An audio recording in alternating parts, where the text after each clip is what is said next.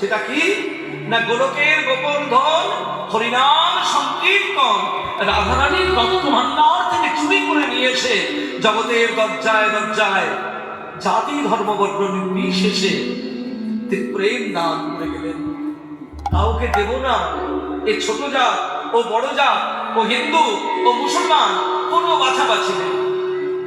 মলয়চাঁদ কাজীও মহাপ্রভুর কৃপা পেয়েছেন, জগাই মাধায়ের মতো দুটো মাতারও মহাপ্রভুর কৃপা পেয়েছেন, আবার সার্বভৌম ভট্টাচার্য, স্বরূপ দামোদর, গোবিন্দ দাস এরাও মহাপ্রভুর কৃপা পেয়েছেন। এই হচ্ছে আমার মহাপ্রভুর কৃপা। হ্যাঁ, তাহলে তস্মৈ মহাপ্রেম রসপ্রদায় চৈতন্য চন্দ্রায় নমো নমস্তে। সেই অপার করুণার অবতার শ্রী গৌরাঙ্গ মহাপ্রভুকে আমরা প্রণাম জানাই। এইসব গুরুত্বগুলোকে জানতে হবে, না হলে আপনি ঠক করে যাকে প্রণাম করছেন ভক্তিটা আপনার মনের মধ্যে আসবে না। ওই জন্যই প্রণাম মন্ত্রটা মুখস্থ করে তারপর প্রণাম করলে সেই প্রণামের সার্থকতা আসে। কেমন? হ্যাঁ, আচ্ছা মায়েরা একটা কথা বলি, বেশি বকবো না, বকবক করে মূল কথায় চলে যাব।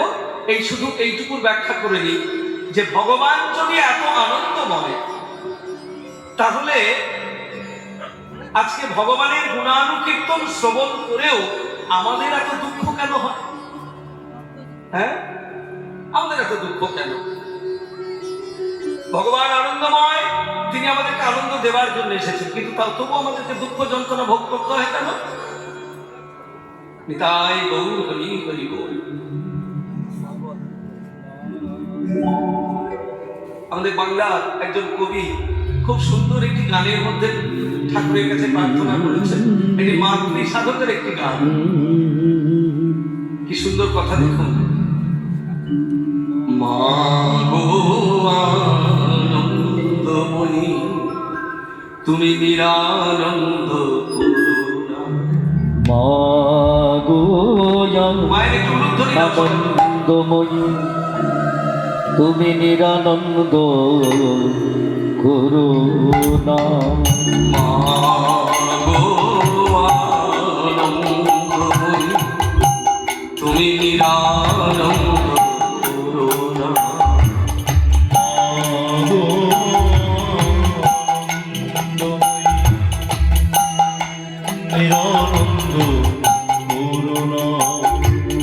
তোমার পদুটি চরণ বিনে আমার মন, দুটি চরণ তিনি আমার মন।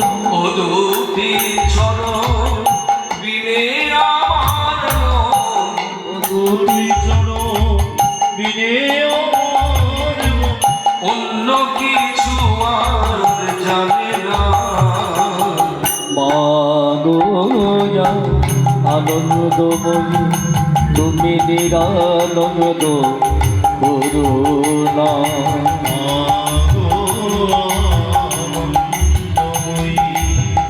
তুমি নিরানন্দ করুণা। কি সুন্দর কথা দেখুন। মা গো আনন্দময়ী তুমি নিরানন্দ করুণা। তুমি যদি আনন্দময়ী হও তাহলে আমাদের এত নিরানন্দ কেন? আর কি ভবানী বলি ভবে নাম চলে মনে ছিল এই বাসনা। তোমা ভবানী বলিয়ে ভবে যাব চল মনে ছিল রে বাসনা।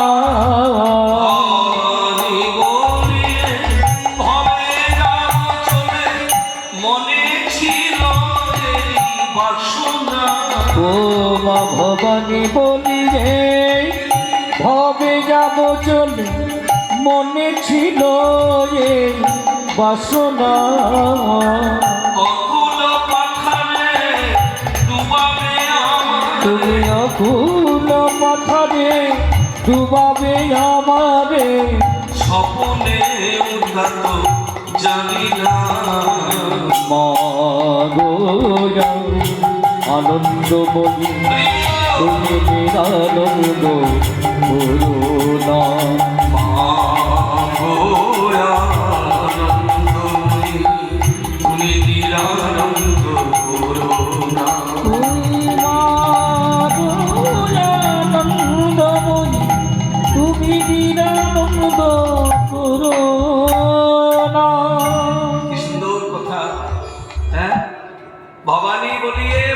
যাব চলে মনে ছিল এই বাসনা, কিন্তু আকুল পাথরে ডুবাবে আমারে সকলেও তা তো জানে না।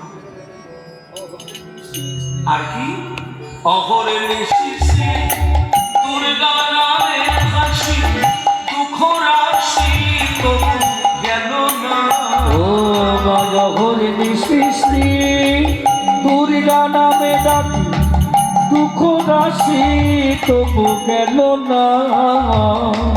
আমি যদি মরি ওহর ওগো আমি যদি মরি ওহর সুন্দরী, আমি যদি মরি ওহর সুন্দরী, আমি যদি মরি ওহর সুন্দরী।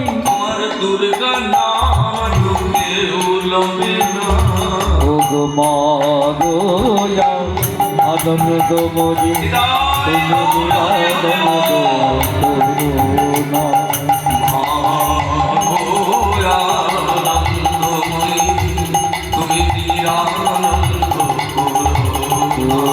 মা গো আনন্দ তুমি নিরানন্দ করুণা। এতক্ষণ গৌরাঙ্গ মহাপ্রভুর প্রণামের তত্ত্ব নিয়ে আলোচনা করলাম। চলুন এবার সেই গৌরাঙ্গ মহাপ্রভুর রূপটি কেমন আজকে আমরা বৈষ্ণব পদাবলী সাহিত্যের মধ্যে দিয়ে আস্বাদন করি। হ্যাঁ, গৌরাঙ্গ মহাপ্রভুর রূপমাধুর্যটি কেমন দর্শন করে এসে বর্ণনা করছেন কে? এই জগতে গৌরকে সব থেকে বেশি ভালোবাসার মানুষ, যার অক্রিয় ভালোবাসায় আজকে আমরা মহাপ্রভুকে পেয়েছি, তিনি হচ্ছেন আমাদের বিষ্ণুপ্রিয়া মা। আজকে বিষ্ণুপ্রিয়া মায়ের জন্যই গৌরাঙ্গ মহাপ্রভুকে আমরা কাছে পেয়েছি। হ্যাঁ, তো সেই বিষ্ণুপ্রিয়া মা বিকেল বেলায় সুরধনী গঙ্গার তীরে বেড়াতে গিয়ে কীর্তনরত মহাপ্রভুকে দর্শন করে ঘরে ফিরে এসে তার যে প্রিয় সখী কাঞ্চনা, সেই কাঞ্চনার কাছে বর্ণনা করছে। সই জানিস সই, আমি আজকে কীর্তনরত মহাপ্রভুকে দর্শন করলাম। ও তাই? কেমন দেখলি সই বল, কেমন দেখলি? বলে কেমন দেখলাম শুনবি? বলে হ্যাঁ, তুই সরাসরি দেখে এসেছিস, সাক্ষাৎ দেখে এসেছিস, তোর কাছে শুনবো না তো কার কাছে শুনবো? বল তুই কি দেখলাম জানিস? ভক্তমণ্ডলী মায়েরা, যে বিষয়টি আপনারা আমাকে কৃপা করে আদেশ করেছেন শোনার জন্য, সে বিষয়টি কিন্তু একটু কঠিন বিষয়, আপনাদেরকে একটু মন দিয়ে শুনতে হবে। হ্যাঁ, কারণ এর তো নাটকীয় ঘটনা কম, এর পদাবলী সাহিত্যের উপরে ভর করে আমাদেরকে যেতে হবে, কিছু করার নেই, তাই একটু কষ্ট করে সব শুনবেন। এইবার বর্ণনা করছেন বিষ্ণুপ্রিয়া দেবী। কার কাছে বর্ণনা করছেন? তার প্রিয় সখী কাঞ্চনার কাছে। আমি গৌরাঙ্গের রূপ দর্শন করে এলাম, কেমন দেখলাম? এটি সংস্কৃত ভাষার পদাবলী। বলছে মধুকর রঞ্জিত মালতী মণ্ডিত জিত ঘন কুঞ্চিত কেশম। মধুকর রঞ্জিত মালতী মণ্ডিত জিত ঘন কুঞ্চিত কেশম। কেশম, কেশম মানে কেশ, কেশ মানে কি? চুল। তাহলে আমি প্রথমেই দেখলাম আমার গৌরাঙ্গের মাথার চুল। চুলটি কেমন চুল? না কুঞ্চিত কেশম, কোকড়ানো চুল। ব্যাখ্যাটা উল্টো দিকে একটু করে আসতে হবে। হ্যাঁ, ব্যাখ্যাটা ওই পিছন থেকে করে আসতে হবে। আমাদের যেমন আরবি লেখা হয় বা পড়া হয়, যখন আমরা কি করি, ওই ডান দিক থেকে আস্তে আস্তে বাম দিকে যাই। আরবির নিয়ম হচ্ছে যে আরবি লেখা বা পড়ার নিয়ম হচ্ছে ডান দিক থেকে আস্তে আস্তে বাম দিকে যেতে হয়। আমরা যেমন বাংলা, হিন্দি, ইংরেজি, সংস্কৃত লিখি বা পড়ি, বাম দিক থেকে ডান দিকে যাই, কিন্তু আরবির নিয়ম হচ্ছে ডান দিক থেকে আস্তে আস্তে বাম দিকে যাও, ওই পিছন থেকে। কেশম, কেশ। গৌরাঙ্গের মাথার চুলটি কেমন? না কুঞ্চিত কেশম। কুঞ্চিত কেশটি কেমন? না জিত ঘন কুঞ্চিত কেশম। জিত ঘন মানে মেঘের বর্ণকে জয় করেছে। জিত ঘন মেঘের বর্ণকে জয় করেছে। এবার বলছে যে মেঘের বর্ণকে জয় করা কুঞ্চিত কেশটি কেমন? হ্যাঁ, মেঘের বর্ণকে জয় করা কুঞ্চিত কেশটি কেমন? বলছে মালতী মণ্ডিত গদাধর প্রভু প্রত্যেক দিন ওই গৌরাঙ্গের মাথার চুলটিকে মালতী ফুলের মালা দিয়ে সুন্দর করে সাজিয়ে দিয়েছে। হয়েছে। এবার বলেছে মালতী মণ্ডিত জিত ঘন কুঞ্চিত কেষ্টি কেমন না মধুকর রঞ্জিত। প্রত্যেকটি মালতী ফুলের উপরে একটা করে মধুকর, একটা করে ভ্রমর বসে গুনগুন করে গান গাইছে। মধুকর রঞ্জিত মালতী মণ্ডিত জিত ঘন কুঞ্চিত কেশম। ও মা, এতক্ষণ ধরে তুই শুধু গৌরাঙ্গের মাথার চুল দেখে চলে এলি? আরে না রে বাবা, এই তো বলা শুরু করেছি। দাঁড়া, আর কি দেখলি? আর কি দেখলাম? দেখলাম তিলক কবি নিন্দিত, দেখলাম তিলক কবি নিন্দিত,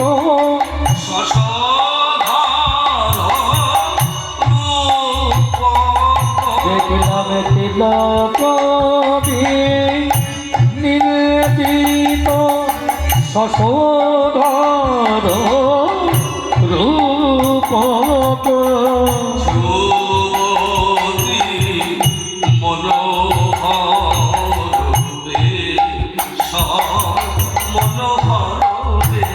দেখলাম যোগী মনোহর বেশ, মনোহর বেশ। আর কি দেখলাম না তিলকবি নিন্দিত শশধর রূপ। গৌরাঙ্গের কপালের তিলক আকাশের চাঁদকে দেখে মুখ ভেঙচাচ্ছে। তিলক, তোমার সমস্ত কাম নয়, তুমি একটা দাগ মাত্র কপালে, সেই দাগ তুমি আকাশের চাঁদকে মুখ ভেঙচাচ্ছ, তোমার লজ্জা করে না? তুমি জানো, তুমি কি জানো আকাশের চাঁদের কত উপকারিতা? তুমি সেই চাঁদকে মুখ ভেঙচাচ্ছ। তিলক বলছে দাঁড়াও, আমি গৌরাঙ্গের কপালের একটি দাগ মাত্র, সেই দাগটি পড়ে গৌরাঙ্গের কপালটি হয়ে গেল অলঙ্কৃত, আর চাঁদের গায়ে একটা দাগ পড়ে চাঁদ হয়ে গেল কলঙ্কৃত। কি গো মায়েরা, চাঁদের গায়ে যে ছোট ছোট দাগ আছে আপনারা কি বলেন? ওটা কি বলেন? চাঁদের? আপনারা কেউ কোনদিন বলেন যে আহারে দেখেছো কি সুন্দর চাঁদের গায়ে দাগ রয়েছে ছোট ছোট কালো কালো? বলেন কেউ? কি বলেন ওটা? চাঁদের কলঙ্ক। তাহলে চাঁদের গায়ে দাগ পড়ে চাঁদ হলো কলঙ্কিত, আর গৌরাঙ্গের কপালে দাগ পড়ে গৌরের কপালটি হলো অলঙ্কৃত। হ্যাঁ, তিলকবি নিন্দিত শশধর রূপক যুবতী মনোহর বেশম। যুবতী মনোহর বেশম, এত সুন্দর রূপমাধুর্য, তো সেই রূপ দেখে এই জগতে কোন যুবতী না আছে যে গৌরাঙ্গকে দর্শন করে সবকিছু ভুলে যায়? হ্যাঁ, আমি তো সামান্য মাত্র, জগতের দিকে তাকিয়ে দেখ, ওই দেখে কত পুরুষ কাঁদিতে, ওই দেখে কত পুরুষ কাঁদিতেছে, রায়ের আমার দয়াল স্বরূপ দামোদর কত পুরুষ কাঁদিতেছে, সেই রামানন্দ স্বরূপ দামোদর কত পুরুষ কাঁদিতেছে। রায়ের আমার দয়াল স্বরূপ দামোদর আমার গৌর রূপে নয়ন দিলে শুধু আমি মেনে রায়ের আমার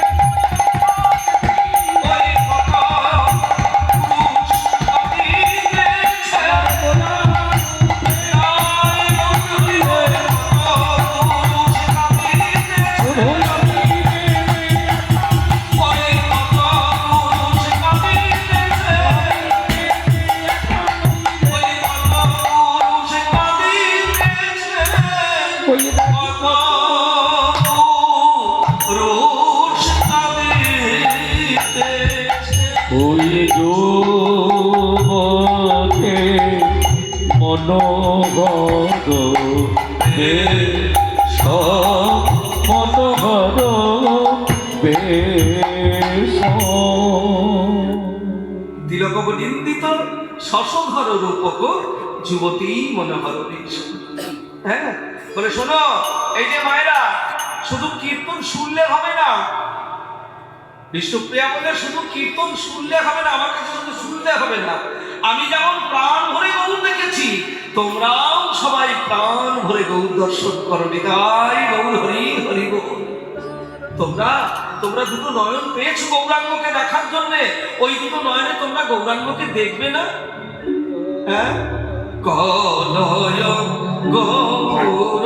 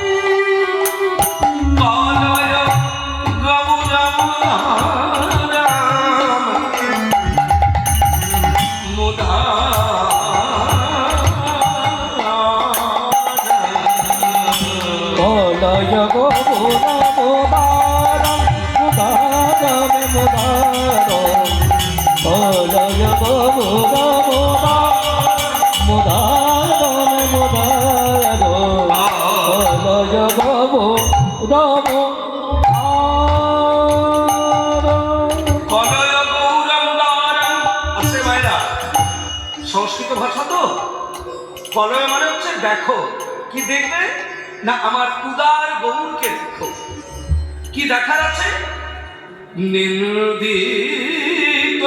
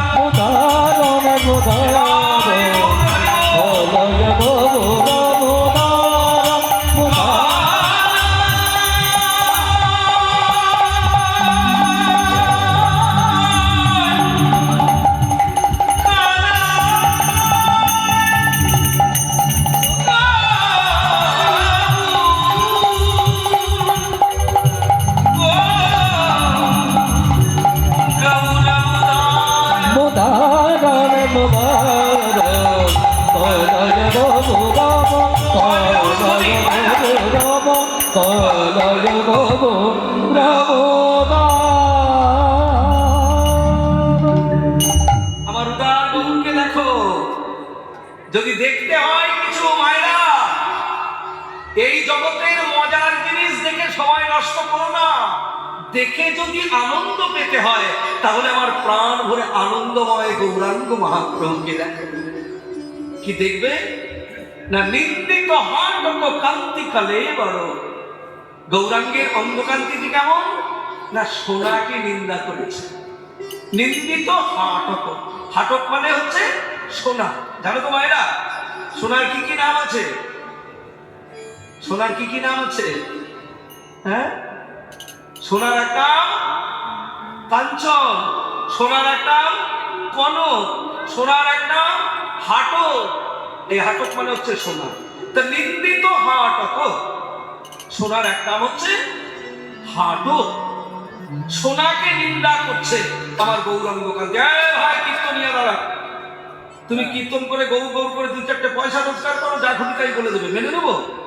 এখন 1.5 লক্ষ টাকা এইটুকু সোনার দাম, কি হ্যাঁ, এইটুকু সোনার দাম এখন 1.5 লক্ষ টাকা, আর সেই সোনাকে নিন্দে করছে গৌ। ওসব ভুতুক ভাতুক তুমি অন্য জায়গায় বলো। শোনো, কেন নিন্দা করেছে জানো? এই জগতে সোনার যেমন গুণ আছে, সোনার তেমনি দোষও আছে। কিন্তু আমার গৌরাঙ্গের কোনো দোষ নেই, শুধু গুণই আছে। সোনা একটা ধাতু, তো যেমন লোহা একটা ধাতু, যেমন তামা একটা ধাতু, যেমন সীসা একটা ধাতু, ঠিক সোনাও কিন্তু একটা ধাতু। এবং প্রত্যেকটি ধাতুর একটা করে গুণাগুণ আছে। মায়েরা ভালো করে জেনে নাও, কারণ তোমরাই তো বেশি সোনা পড়ো। আমরা পড়ি, কিন্তু আমরা তোমাদের তুলনায় কম পড়ি। তা সোনা ধাতুটির গুণাগুণ কি না? সোনা ধাতুর গুণাগুণ হচ্ছে যে সোনা যত বেশি পড়বে তোমার অহংকার তত বেশি বেড়ে যাবে। এইটাই হচ্ছে সোনার গুণ। হ্যাঁ, জ্যোতিষ বিজ্ঞান বলছে, জ্যোতিষবিদ্যা বলছে, এটা আমার কথা নয়। যে যত সোনা পড়বে, যে যত বেশি সোনা পড়বে, তার অহংকার তত বেড়ে যাবে। সোনার গুণই হচ্ছে তাই। আপনারা সবাই জানেন, ওই সোনার মধ্যে দিয়ে কলি প্রবেশ করেছিল জগতে। আপনারা জানেন তো, অন্য কোনো কিছুর মধ্যে দিয়ে নয়, ওই সোনার মধ্যে দিয়ে কলি প্রবেশ করেছিল। জয় নিতাই। তো সোনার, শোনো, খুব সুন্দর কথাই দেখো ভক্ত কি বলেছে দেখো। এই জগতের সোনা গায়ে পড়লে তোমার অহংকার বেড়ে যাবে। আর তোমরা যদি কেউ আমার গৌর সোনাকে অঙ্গে ধারণ করতে পারো, তোমার মধ্যে যদি কোনো অহংকার থেকে থাকে, জাতির বিদ্যা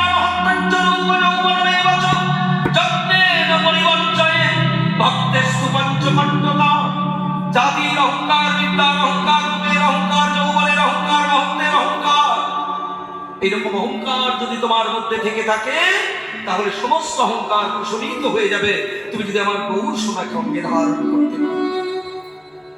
এই জগতের সোনা গায়ে পড়লে তোমার ব্যথা লাগতে পারে, কিন্তু তোমরা যদি কেউ আমার গৌর সোনাকে অঙ্গে ধারণ করতে পারো, তোমার মধ্যে যদি ব্যথা থেকে থাকে, সেই ব্যথা প্রশমিত হয়ে যাবে।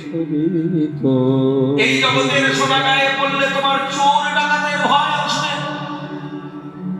হ্যাঁ, এখন দরবারি সোনা গয়না পরে যাও, দেখো তো কি হয়। কোথাও থেকে মাঝ রাস্তায় ডাকাত তোমাকে আটকে সর্বস্ব লুণ্ঠন করে সব ফিরে যাবে।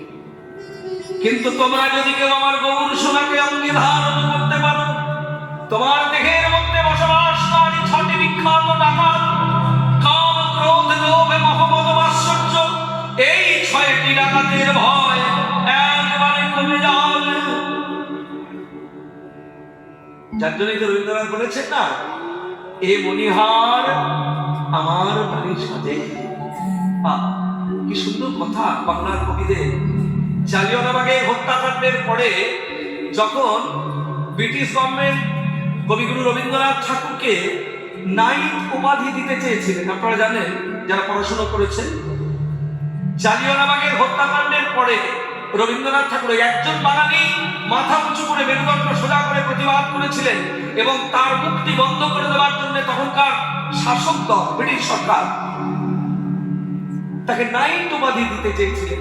তো সেই নাইট উপাধি প্রত্যাখ্যান করেছিলেন রবীন্দ্রনাথ, এবং তখনই এই গানটি রচনা করেছিলেন রবীন্দ্রনাথ। এ মণিহারা নাহি সাজে,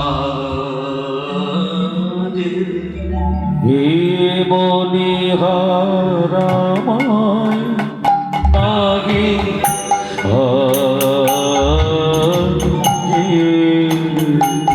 এরে পড়তে গেলে লাগে, এরে ছিঁড়তে গেলে বাজে। এরে পড়তে গেলে লাগে এরে ছিঁড়তে গেলেও বাজে এ মনে হারামায় লাগে সাজে এ মনে হারামায় লাগে সাজে কণ্ঠ যে রোদ করে, সুর তো নাহি সরে। কণ্ঠ বিরোধ কবিহে সুরিত নাহি সরে ওই দিকে যে মন করে রয়, মন লাগে না কাজে। এ মনে হারামায় লাগে সাজে এ মনে হারামায় লাগে সাজে আইতে বসে আছি, ইহার তোমার পরাই যদি, তবেই আমি বাঁচি। তাইতে বসে আছি, ফুলো মালার ডোরে, বড়িয়ালো মোরে। ফুলো মালার ডোরে বরিয়ালো মোরে তোমার কাছে দেখাই দেব মণিমালার কাজে। এ মনে হারামায় লাগে সাজে